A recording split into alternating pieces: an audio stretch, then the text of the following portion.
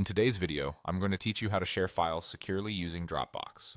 This process is simple and can be done in just a few steps, ensuring your files are shared exactly how you want them to be. Let's begin by heading over to Dropbox.com. If you're not already logged in, you'll want to do that first. On the top right corner of the screen, you'll see the Login button. Click on it and you'll be prompted to enter your credentials. If you're using a personal account, enter your email and password, or if you're using a work account, make sure you're logging in with the correct details. Once you're in, you'll be directed to your Dropbox homepage. From here, you'll need to navigate to the specific file that you want to share.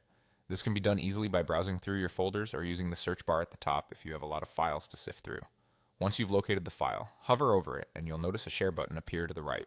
Go ahead and click on this button. Now that you've clicked on the share button, a pop-up window will appear. This is where you control how your file is shared.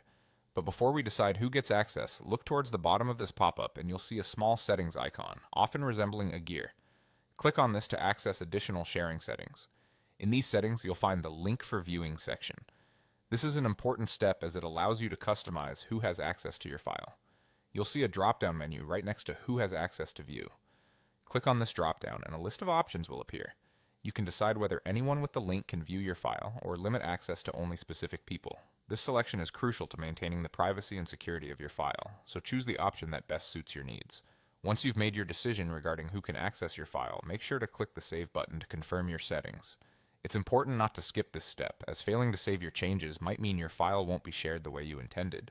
And there you have it. By following these steps, you've successfully shared your file on Dropbox, ensuring that it's only accessible to the right audience. Remember, secure file sharing is key, especially when dealing with sensitive information. So always double check your settings before hitting share. Thanks for watching, and I hope this guide was helpful in making your Dropbox experience smoother and more secure.